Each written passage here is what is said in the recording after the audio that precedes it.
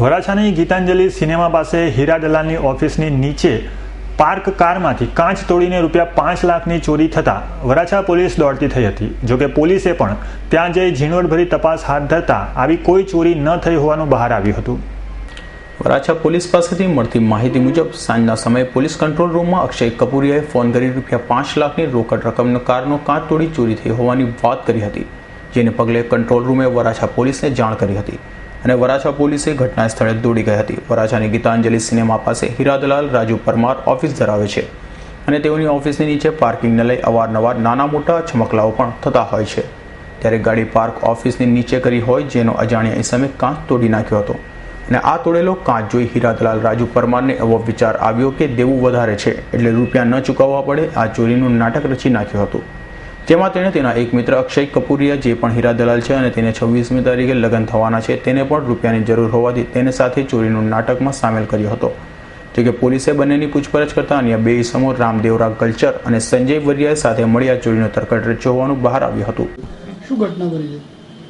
આજે સાંજના વરાછા પોલીસના વિસ્તારના ગીતાંજલિ હાઈવે ઉપર ડેરીડોની પાછળની સાઈડે ઓથાવાળા ડેલો જે કહેવાય છે એ રોડ ઉપર એક કાર પાર્ક કરેલી હતી, એમાં કાચ તોડી અને ₹5 લાખ ચોરી થયેલ છે એવી ફરિયાદ કંટ્રોલ ઉપર મળેલી। જે જાણ થતાં તુરંત સ્થળ ઉપર પહોંચી જે ફોન કરનાર ભાઈ હતા અક્ષય હરિભાઈ કપૂરિયા એ મળેલા, એની સઘન પૂછપરછ કરી બનાવની સ્થિતિ જાણેલી, જેમાં થોડીક કોન્ટ્રોવર્સી થોડીક વિરોધાભાસી હકીકત જાણવા મળેલી।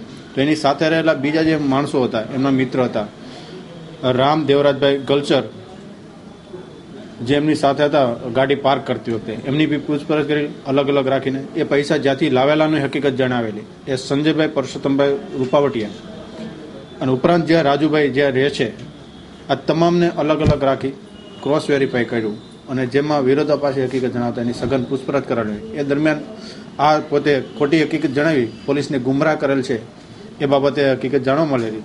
આ અક્ષયના ટૂંક સમયમાં લગ્ન થનાર છે, જેને કારણે આર્થિક સંકળામણમાં હોય એને લઈ અને આ પગલું ભર્યું હોય આ પોલીસને ખોટી ઇન્ફોર્મેશન આપી એવી હકીકત અમને હાલ સુધીની તપાસમાં જણાવેલ છે।